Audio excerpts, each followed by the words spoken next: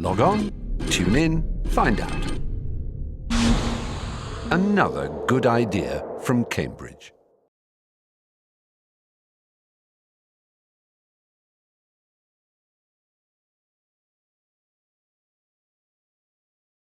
Told that our system is now working. Welcome everybody to this Rothschild Visiting Professor lecture by Laurent Laforgue. I don't think that Laurent needs any introduction. Extremely distinguished mathematician from the Institut des Hautes Études Scientifiques in Bure and Fields medalist. Need I say more? Laurent, we're looking forward to your talk very much, and as I must explain for all those who have come to their first Rothschild Visiting Professor lecture, this is the Newton Institute Standard Hour. It's extremely accurate because that's the technical definition of the hour for the purposes of this lecture. Well, I should say that there has been one Rothschild Visiting Professor who was quite adamant that if it ran through, he would simply turn it over again. I'm sure Laurent is much too polite. Laurent, we look forward very much to your talk, and thank you very much. Okay, so thank you very much for the invitation, for the opportunity to give this talk. So it is quite intimidating for me to be here in Cambridge. This is my first day in Cambridge, in fact, and coming from knowing French universities, so it is rather impressive to look at Cambridge University. Okay, so I want to talk about the Langlands program, more precisely about Langlands functoriality principle. So the point I want to make is that it is possible to rephrase this functoriality principle without using the word automorphic representation. So I started last week to give a series of lectures where I explained the general setup, but today what I want to do is to explain that in a simple case. In fact, the first non-trivial case, which is automorphic induction from GL1 to GL2. And in that case, not only it is possible to rephrase the functoriality principle without referring to automorphic representations, but it is possible to prove it directly as a consequence of some kind of Poisson formula. So I want to explain that.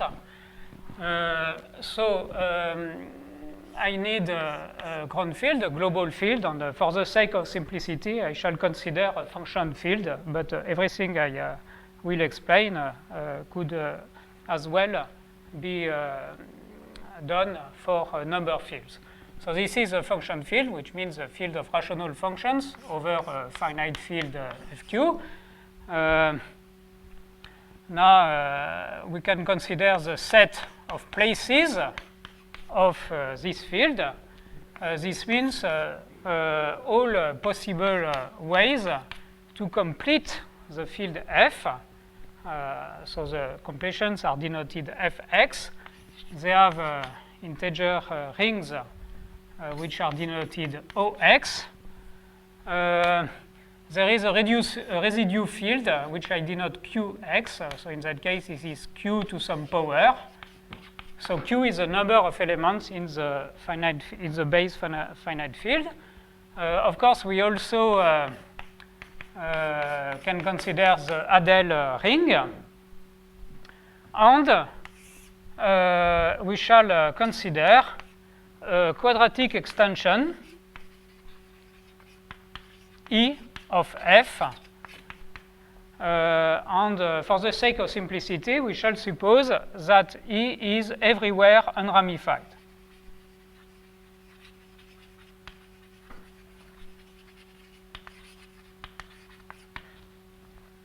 So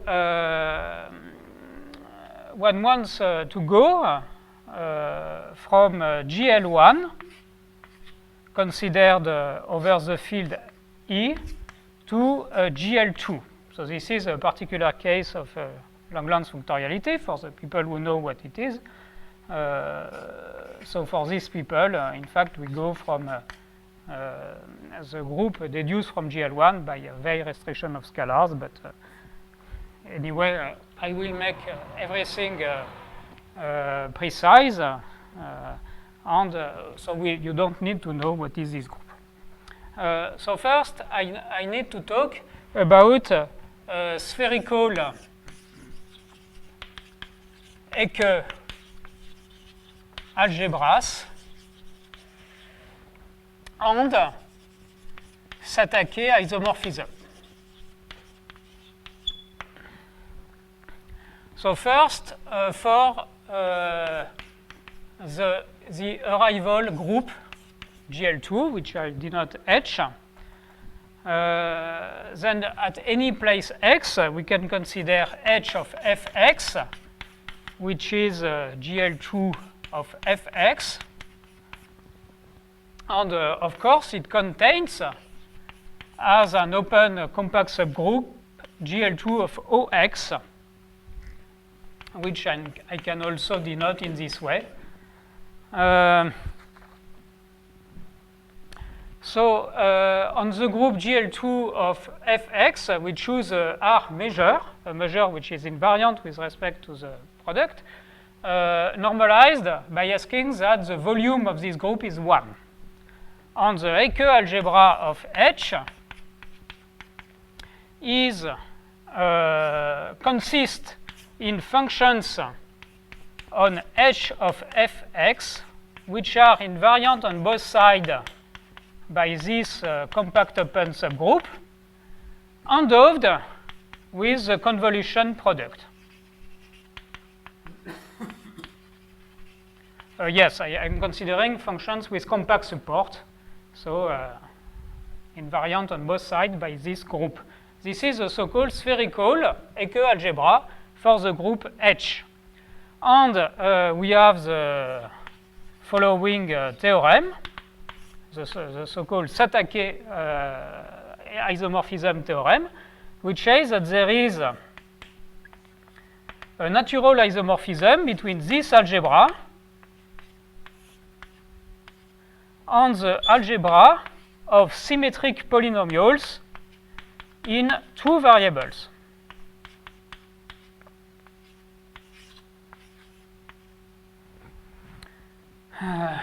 Okay.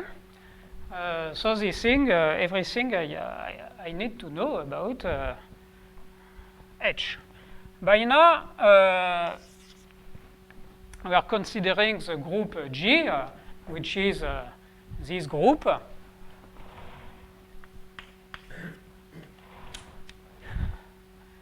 Now, I want to say concretely what is G of fx. So here, there are two cases. So the first case is if the place x is a split in E, which means it gives birth to two places of E. So in that case, G of fx is the product of the two associated completions of E, and each one of them is isomorphic to fx. Okay? And the second case is if the place x is inert. So in that case, Ex is also a place of E, and the associated completion is a field. So here is the associated group. By now, there is a maximal compact open subgroup. So in the first case, it is OX cross times OX cross. And in the second case, it consists in invertible element of the integer ring of Ex. Okay, so by now we can define the convolution algebra exactly in the same way. So it consists of functions with compact support on G of fx, which are invariant on both sides by this compact open subgroup, endowed with convolution. And here there is also a Satake isomorphism, which in fact is, in that case, trivial. So in the first case, which is the split case, then it is isomorphic to the algebra of polynomials in two variables. So if x is split, okay, so here we are considering general polynomials. There we had symmetric polynomials. And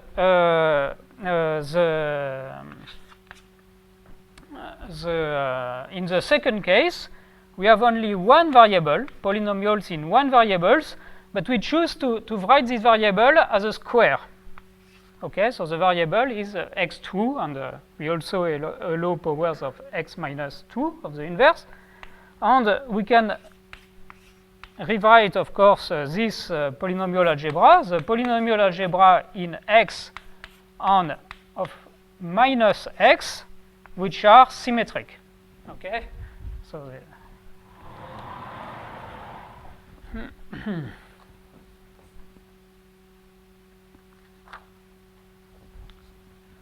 so by now we can phrase Langland's rule for the transfer of automorphic forms.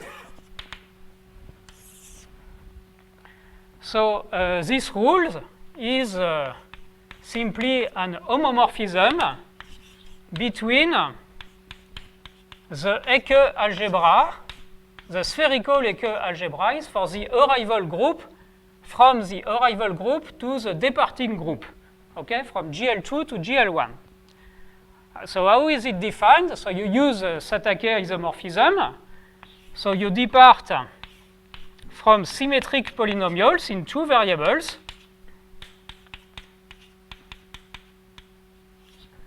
And you want to go either to polynomials in two variables.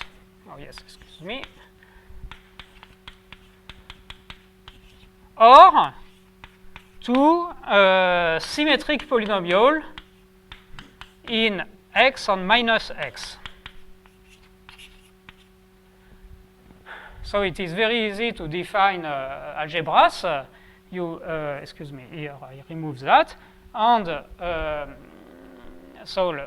in the first case, you simply send x prime 1 to x1 and x prime 2 to x2. And in the second case, you send x prime 1 to x and x prime 2 to minus x. Okay, so in this way, you have defined a polynomial an algebra homomorphism.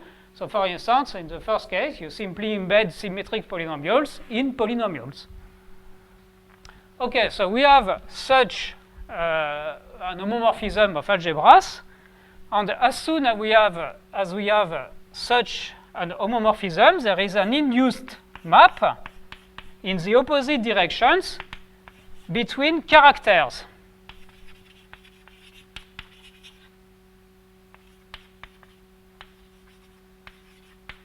So it sends a character of this algebra. A character of an algebra is an homomorphism from this algebra to C.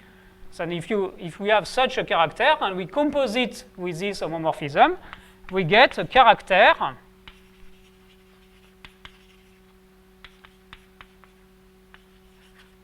of the Ecke algebra associated to H, which is GL2.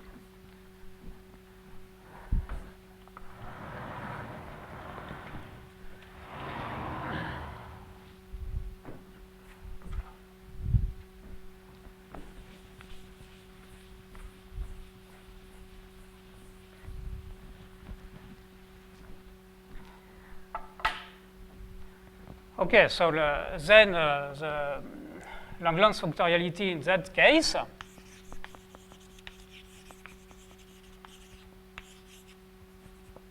Langland's transfer or Langland's automorphic transfer is the following statement. For any automorphic character chi, which you can write as a product of local characters.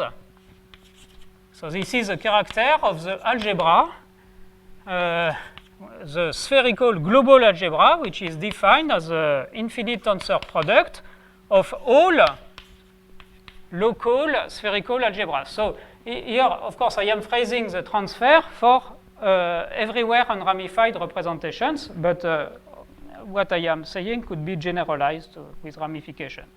So for any such character,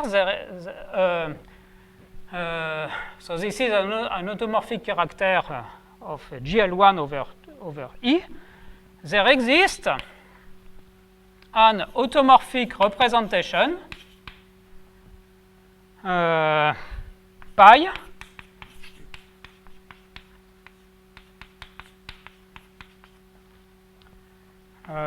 of the global Eke algebra of H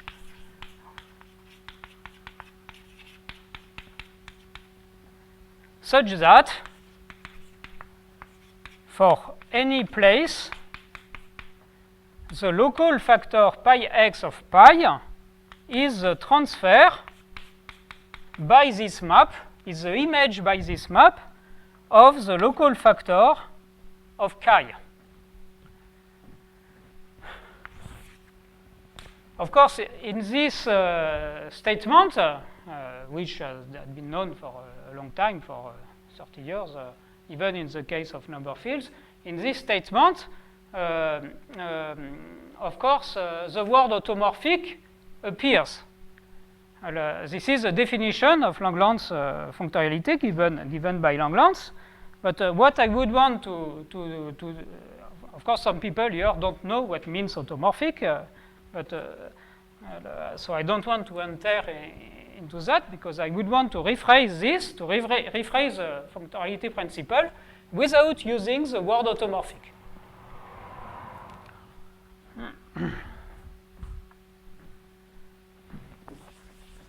So the first idea is very simple. It is, here you have a general statement about automorphic representations. It says that to any character of G, to any automorphic character of G, you can associate an automorphic representation of H. And this is a statement where every character is considered alone.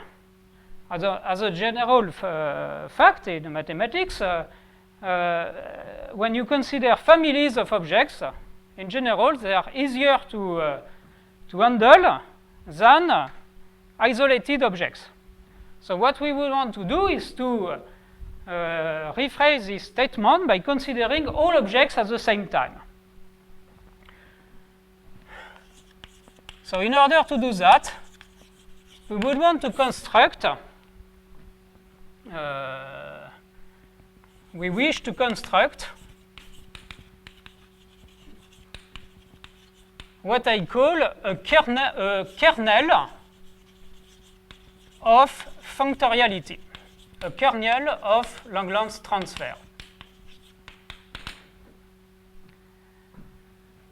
So this would be a map associated to our transfer situation, and possible here with a parameter p. So this means we would want to construct not only one kernel, but a huge family of kernels. And these would be maps on the product of the two groups.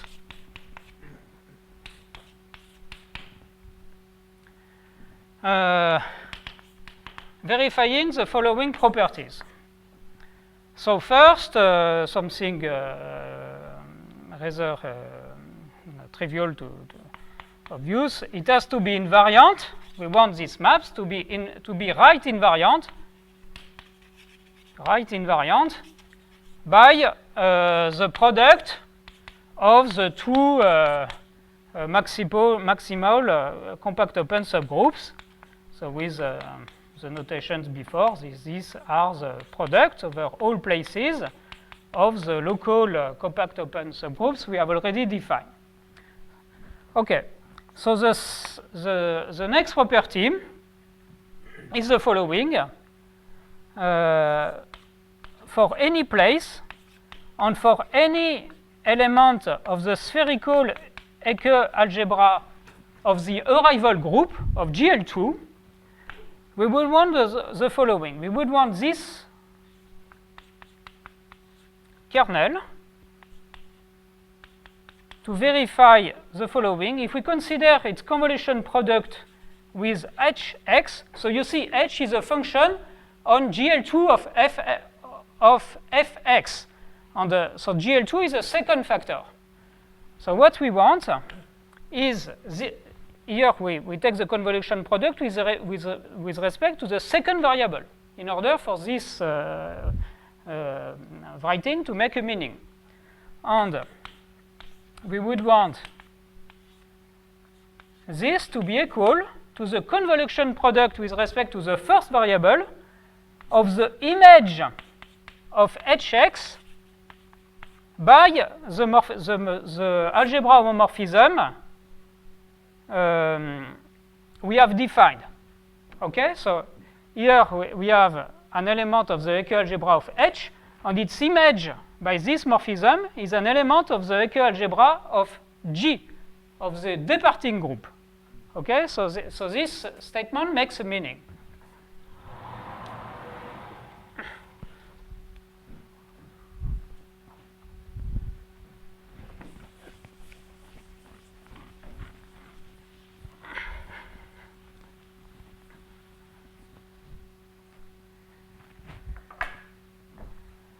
So the second property is I want these functions to be left invariant in the first variable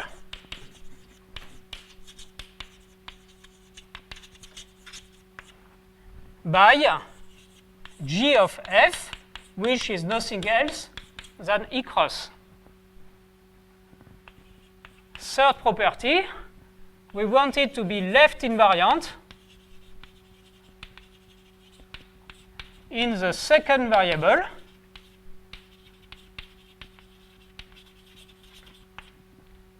by h of f, which is GL2 of f. Of course, E cross is a subgroup of G of A, which consists in invertible elements of the Hadel ring of E.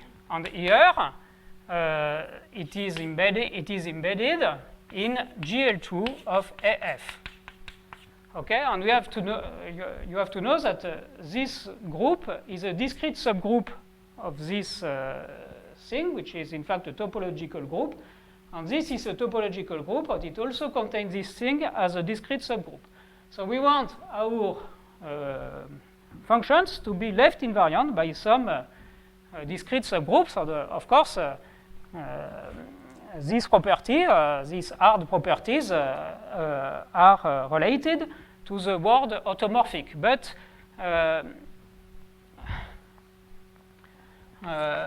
in fact, in this statement, we don't need to consider the theory of automorphic representations. The only hidden appearance of the word automorphic is through these invariant properties we require. And the last thing is that for any function f on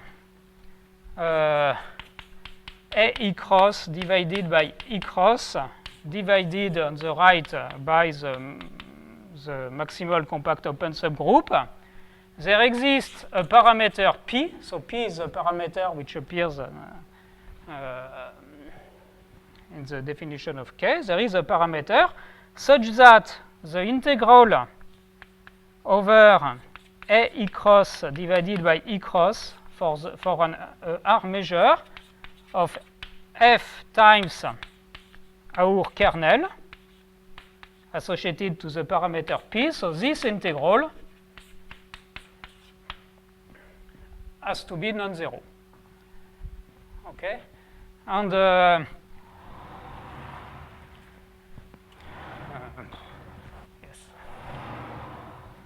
So if we construct such a family of functions,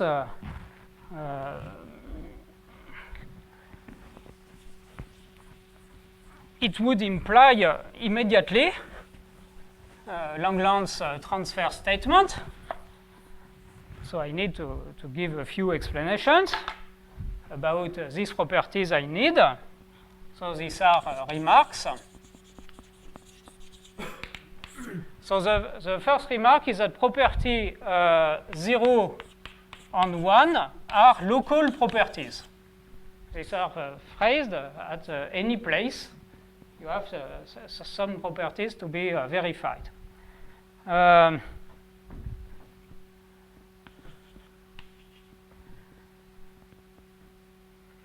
Okay.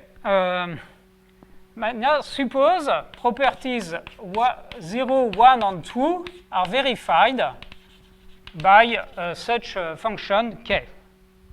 And choose an automorphic character of G. So this is a function from A cross divided by A cross divided by the maximal compact open subgroup to C cross, okay? And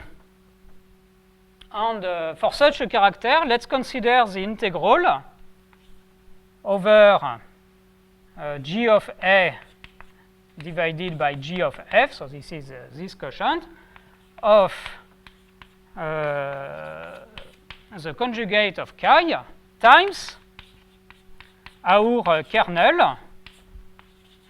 So you integrate in the first variable, and of course the second variable is free. So this integral defines a function on h of A divided by h of F with values in C.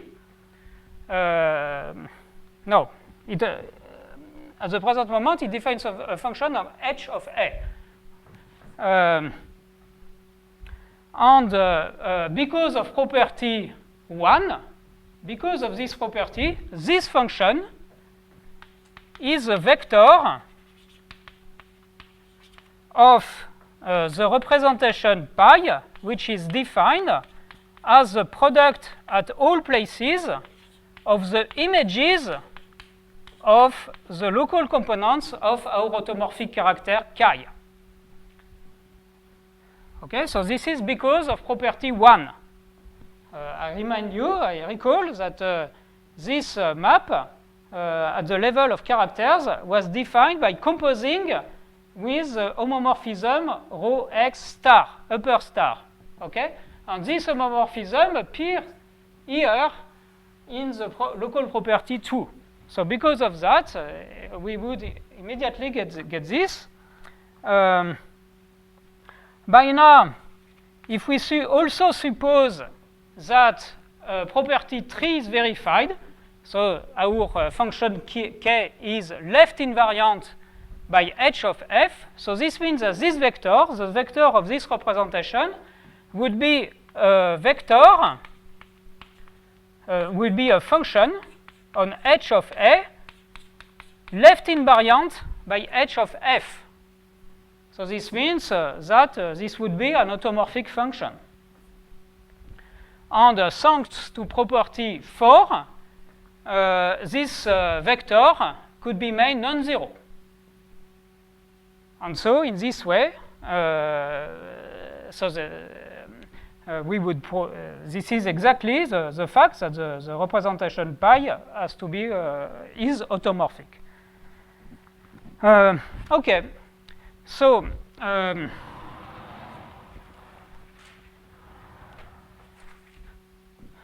so we want to construct. We would want to construct such kernel functions, and in fact, we are going to do that explicitly. So the functions we will be. Yes, we will give a formula for such kernels, completely explicit formulas. So first, we will work at the local level. in order for properties 0 and 1 to be verified. So before beginning, we need to choose a character from the Adel ring to C cross, which we a character which is invariant by the subgroup, the additive subgroup F of A, which is a discrete co-compact subgroup. And so we choose such a character once and for all, and we write this character as a product of local components. So each such local component is a non-trivial character from Fx to C cross.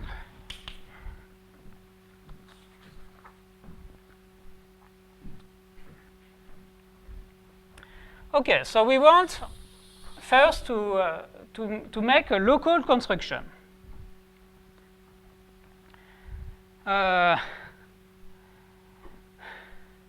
So remember that in the definition of the in the Satake isomorphism, the spherical local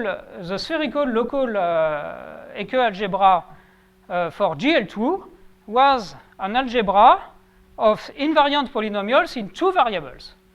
So because of that, we consider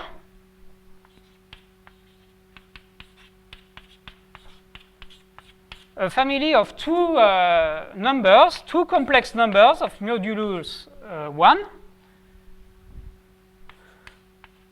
And so the proposition tells us that for any pairs of modulus 1 numbers, there exists a function, which is called, in fact, the Whittaker functions, at the place x. So this is a function on GL2 of fx divided on the right by GL2 of OX with values in C.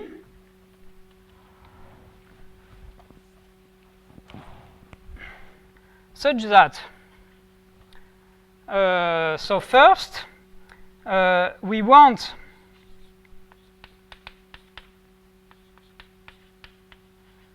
the action on the right of the Eke algebra. So here we are considering an arbitrary element of the spherical Eke algebra of X, and we may let this element act on this function by rat convolution, and so we want our function to be an eigenvector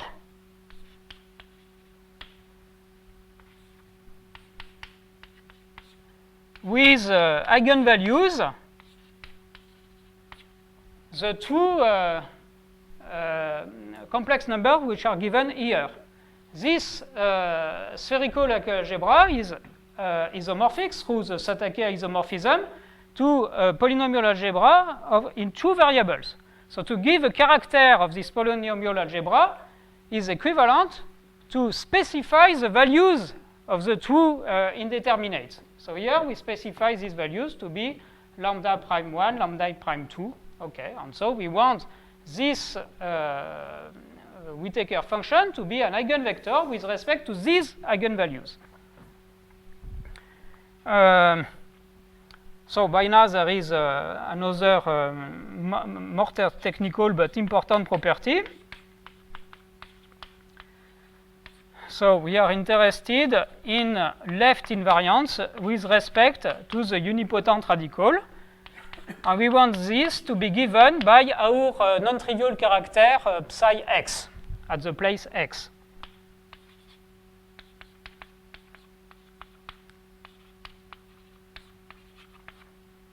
Okay, so we want this.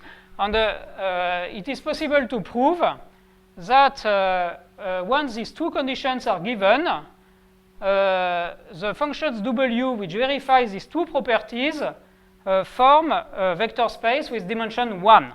So in order to fix it, you only need to normalize. So I don't specify the normalization, but this is more technical. The two important properties are there. Okay, so this is the property. This is everything I need for the group GL2.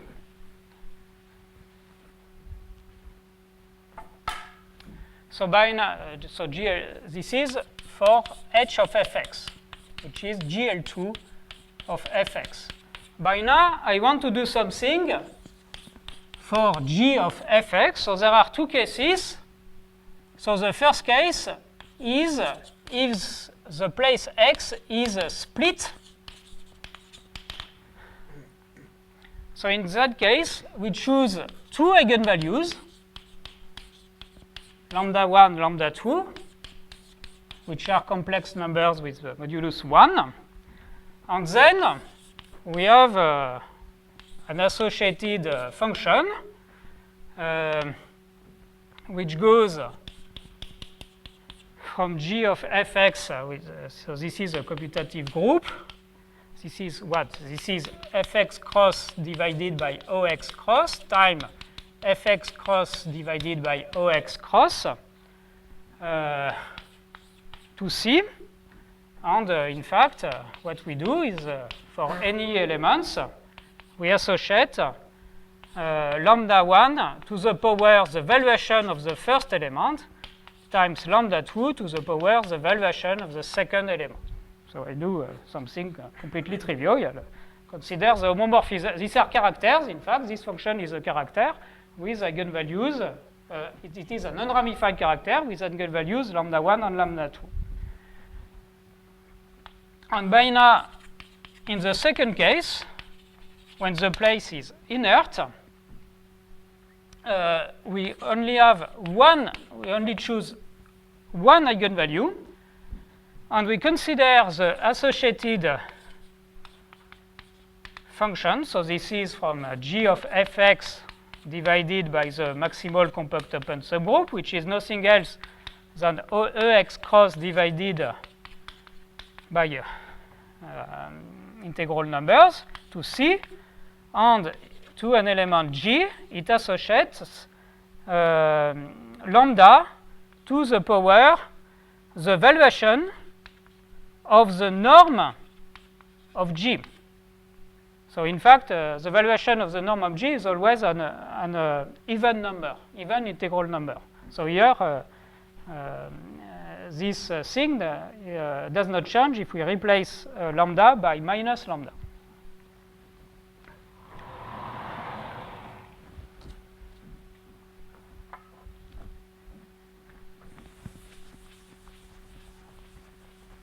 Okay, so by now what we can do is to define a kernel of functoriality for local transfer, a local kernel of functoriality. So definition of a kernel on g of fx cross h of fx.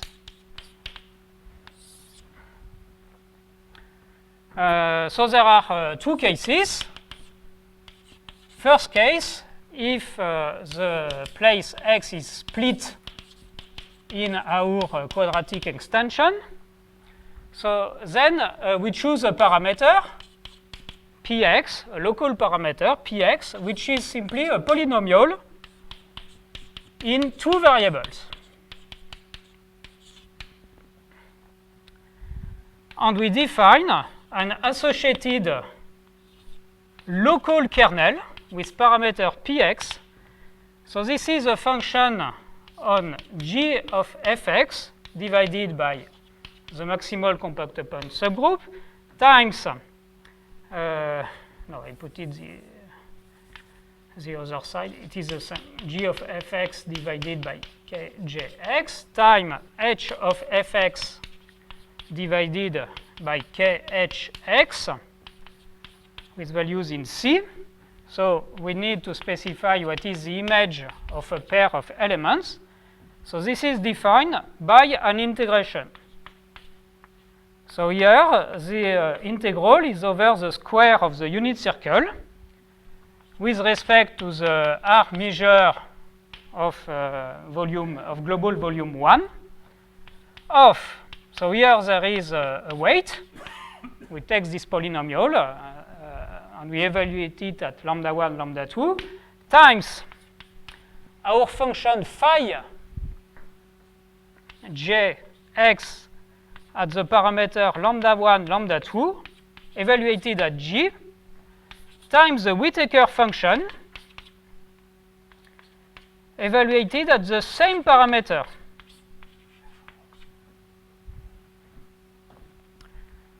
Okay. And the second case is if x is inert in the quadratic extension, then we choose a parameter which is a polynomial in a symmetric polynomial in x and minus x. And we have an associated local kernel function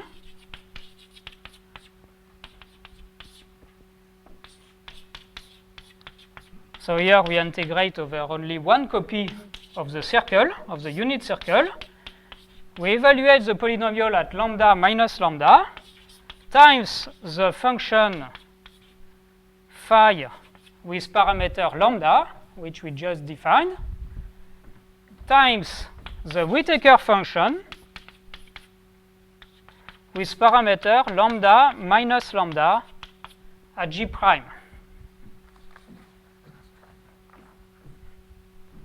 Okay, so here I have a family of functions on this product, which by construction are right invariant by the product of the two maximal compact open subgroups.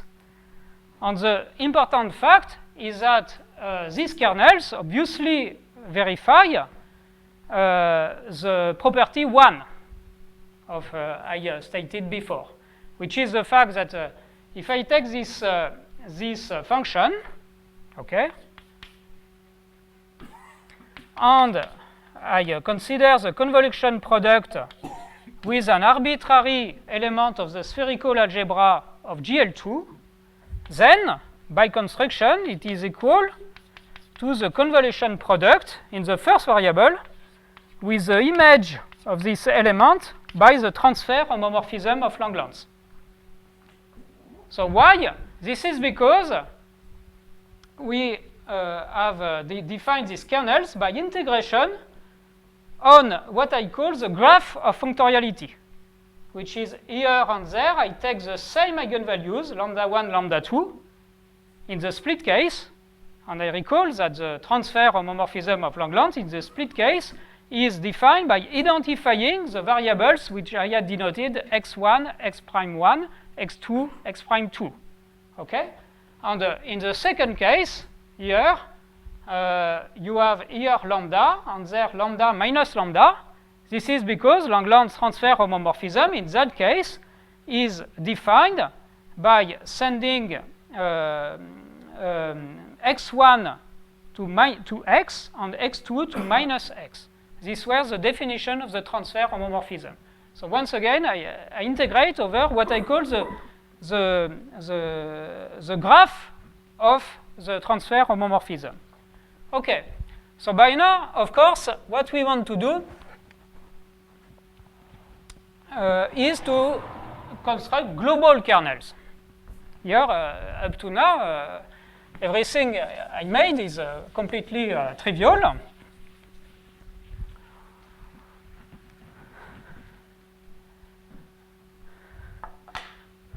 So this is a globalization.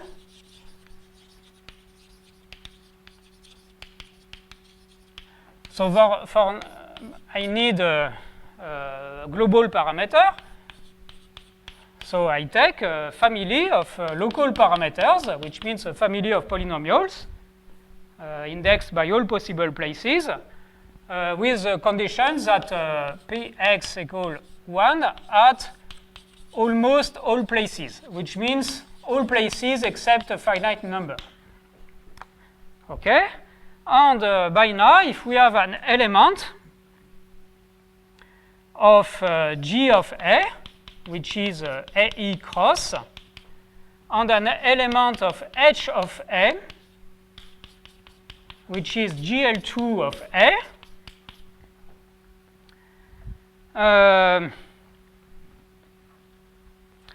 we can do the following. We define, so this is, I will explain immediately that it is not exactly what we want. So for this reason, I add here a sign prime of G and G prime. So what I want to do, I certainly want to make a product over all places of this, of the local kernels of functoriality we already defined. Okay? But of course, these functions are not left invariant by the discrete subgroups E cross and GL2 of F. So in order to make it as invariant as possible, we make here a sum. We evaluate it first at all possible elements of E cross. Okay. And secondly, we cannot make a sum over all possible elements of GL2 of F because the sum would not be convergent, but we make a sum over these elements. And then this sum converges absolutely. So our function is well defined. It is a function on G cross, on G of A cross H of A. And it is, by construction, it is left invariant by E cross. So this is obvious. We have made here there was a sum over all possible elements of E cross. So this is completely obvious. And it is also invariant by B2 of F. So here B2 is a group of upper triangular matrices. Okay, so in this thing, of course, first there is this part. And the invariance by this part is because of the sum over all possible deltas. There is also this part.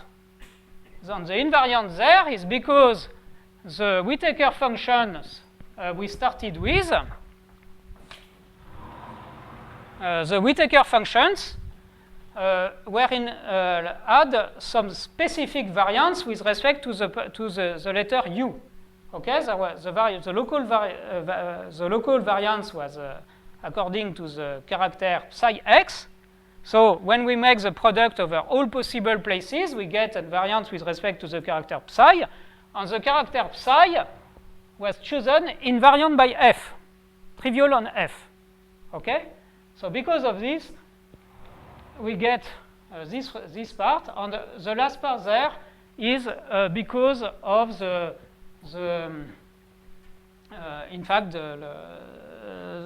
it is because we integrated over the graph of functoriality. So this means that the central characters here and there are the same, because it can be proved that it is invariant by this thing. So this means the invariant with respect to the center here is equivalent to the invariant with respect to the F cross embedded in E cross. Okay. So we have this function, this global kernel function, which is explicit in some sense.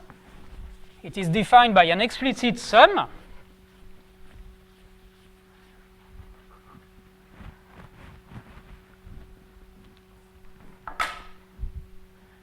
So by construction, it verifies property 0, property 1, property 2, which is left invariant by E cross.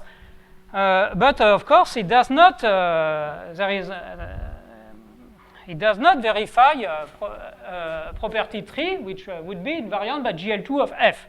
And we would like this object to verify this property. But in fact, what we can prove is the following theorem. For any such parameter family,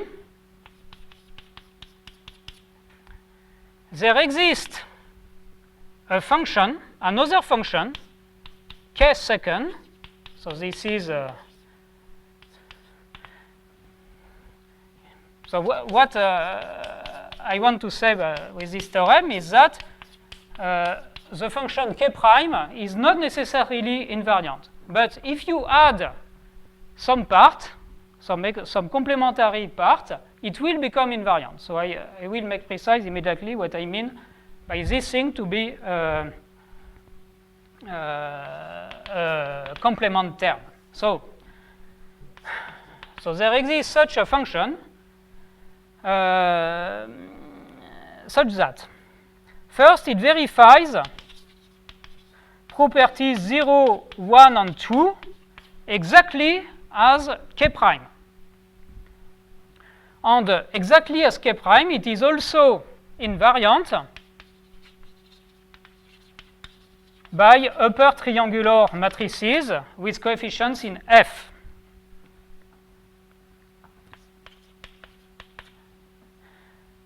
Second property, the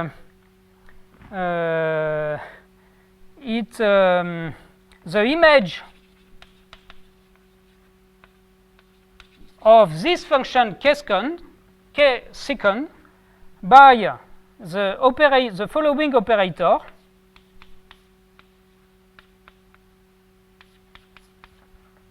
So you integrate over A divided by F du psi of u, the same character psi as before, of k dot. So this the image of k second of k double prime by this operator is 0 uniformly. So this means that of course the part k prime came from something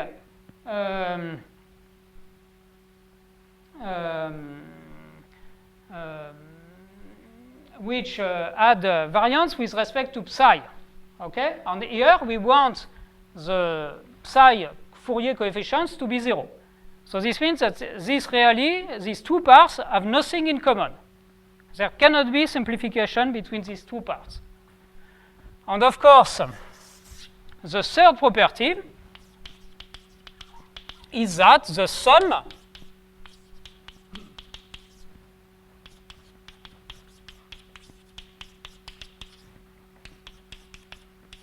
of the main part and the extra part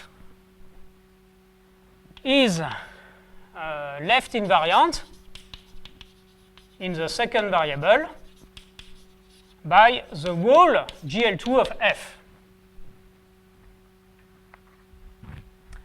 Okay, and so this is a theorem, and I will say a few words about the way it is proved. But of course, if we have this theorem, we are done. Because the sum here verifies properties 0, 1, 2, 3. This is property 3.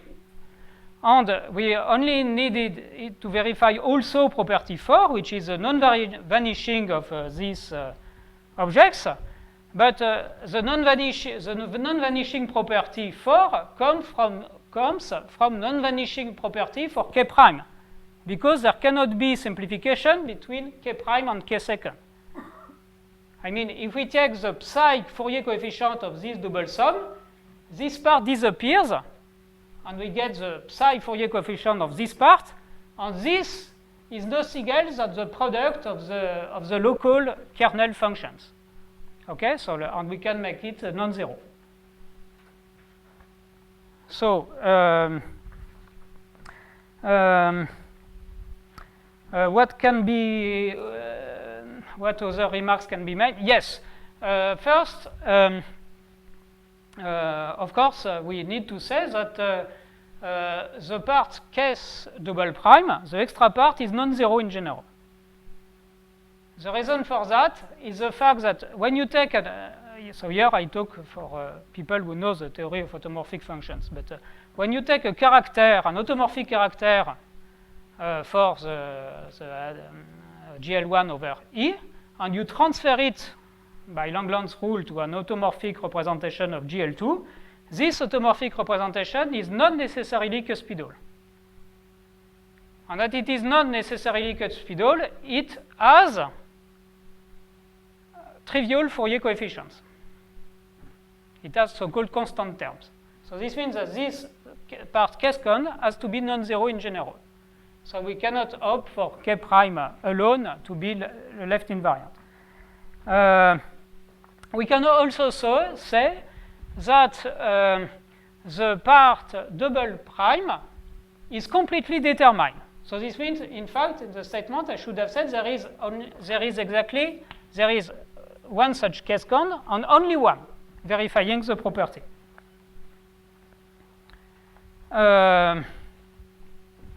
Okay.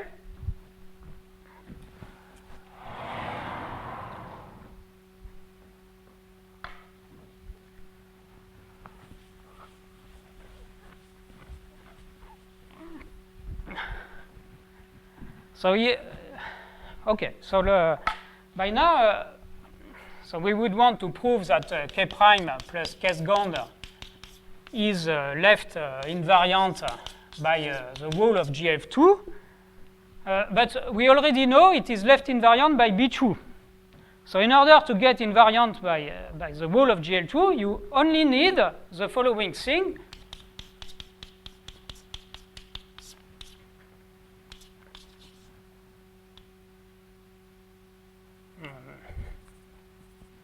G, W, G prime, where W is the transposition matrix, okay? Because this matrix is not in B2, and so if we have this plus the invariant by B2, which you already know, we are done. So in fact, we only need to find a function K double prime, verifying this equality. So how, in fact, we construct directly such a function. How do we do? So here is a strategy for proving this theorem. At any place x, we consider the local kernel, K prime x, which is a function in two variables, and the same modified by the element W. And what we want is these two functions deduced one from the other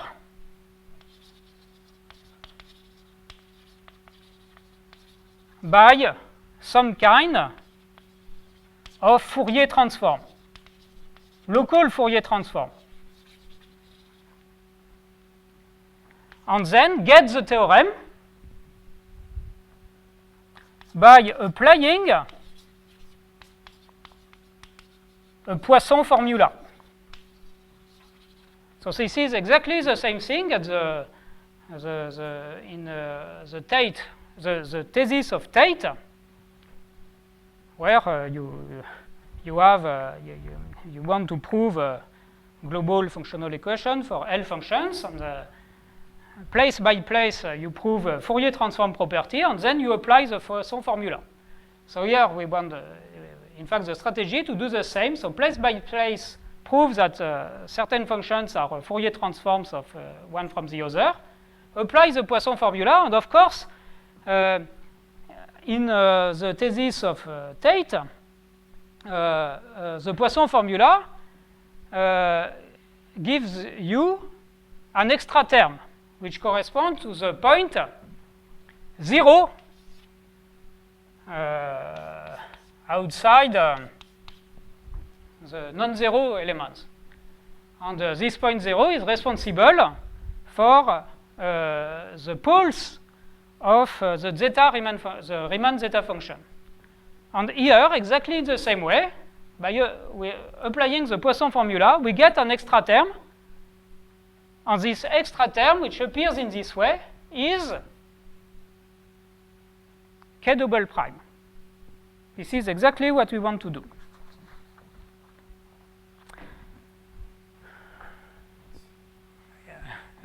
Don't look again. Yeah, it will but, be empty. so I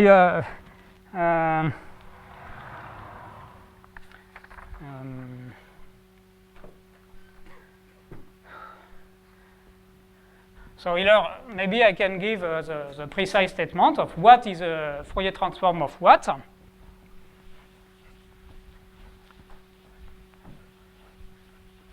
And this will be the end of my talk.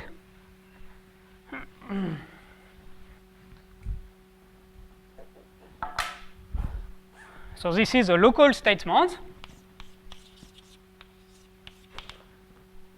We are at an arbitrary place x, and we have an arbitrary parameter px, which is a polynomial. And here we need an extra thing, which is a character of ax cross of fx cross to c cross. So let's say a unitary character.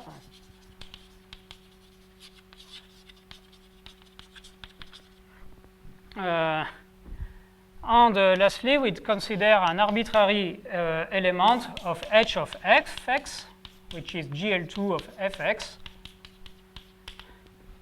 And then we consider the following functions on Ex cross. So this is the departing local group. So there are two functions.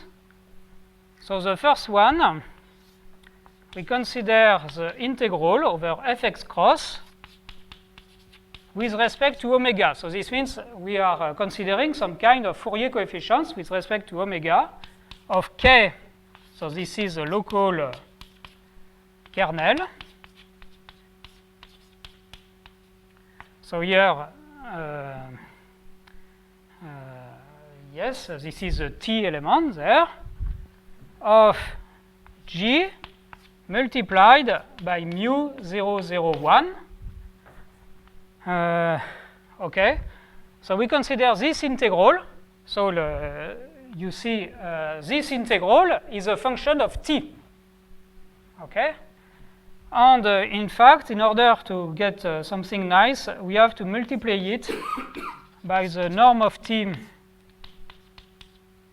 to the power minus half times the norm of t evaluated by transformed by omega. And the second thing, the second integral, is the same. Yeah, here it is with respect to psi, and there with respect to the conjugate of psi, but this is a detail, of t. So here we had t minus 1, here we have t, w mu 001 g prime, and you have to multiply it by these normalization factors. Okay, so these two functions, which are functions on E cross, on the multiplicative graph of E cross. So these functions are can be considered as function on E cross, and there they are Fourier transform one from the other.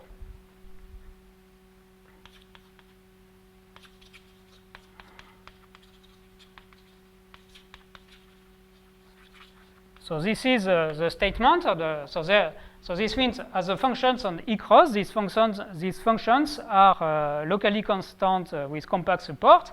And of course, in order to know what are the extra terms, we need to know what is the value of this function at the point 0 of Ex. And so we can make the computation, and we get something explicit, and these things explicit give you the contribution k double prime. Okay, so so this means that in that case, the Langlands functoriality can be proved in this way. So we have constructed an explicit function, and then we prove that this function is left invariant by GL2 of f as a consequence of a Poisson formula. So in the series of lectures I started to give last week, I want to explain the general setup when you consider Langlands functoriality from an arbitrary reductive group to GLR, which of course is the situation when you which allow you to define L functions associated to automorphic representation. And so in this situation, it is possible to construct explicitly a candidate for kernels. And the Langlands functoriality principle is equivalent to saying that the explicit functions you give are left invariant on the second variable by GLR of f. But of course, I don't know to prove this fact. But at least there is you see, what is really fascinating for me in this thing is the fact that these functions are explicit and they are constructing without the theory of automorphic representations. So, so this means that the Langlands functoriality, the Langlands functoriality principle, really looks like some kind of Poisson formula. But here it can be reduced to the Poisson formula for the additive group, additive adelic group of E. But of course, when you start with a general reductive group G, you don't have a linear structure. So, okay, so this will be the end of my talk today.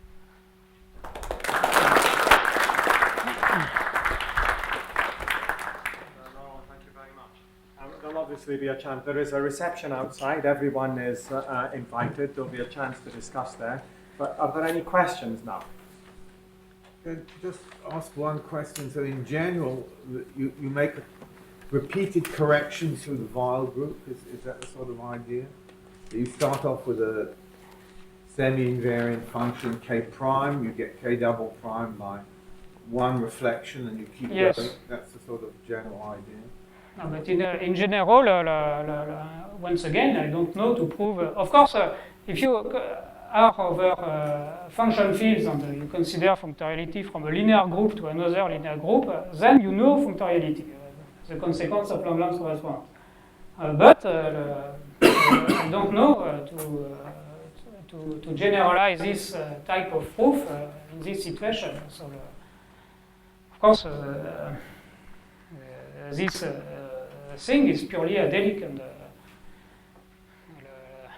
but of course, in general, you can seek reflections, which are the basic objects for the general theory of reductive groups should play a role, but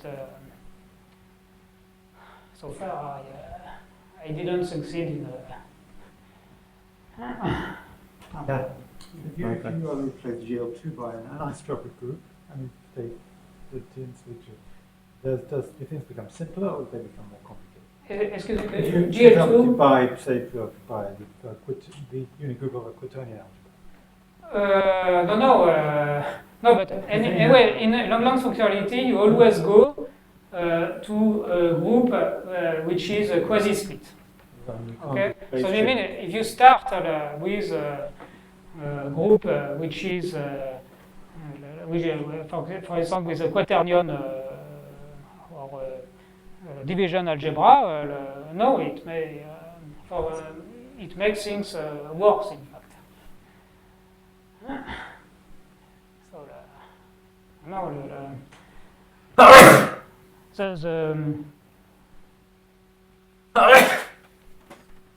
in fact, the only cases where I really understand everything, which is that case, and another case which is completely trivial but interesting, which is the identity transfer from GL2 to GL2.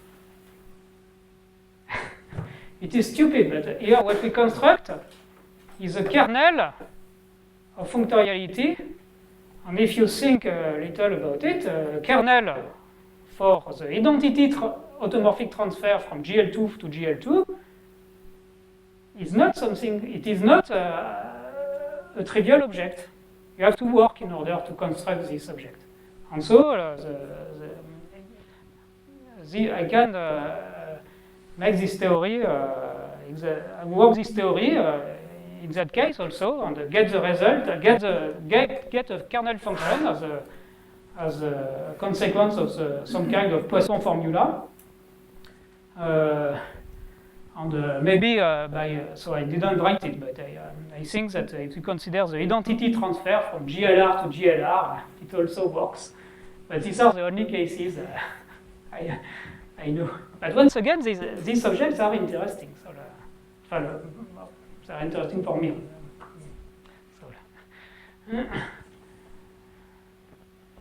So if there are no more questions, let's thank Laurent again, and as I said, do please join us in the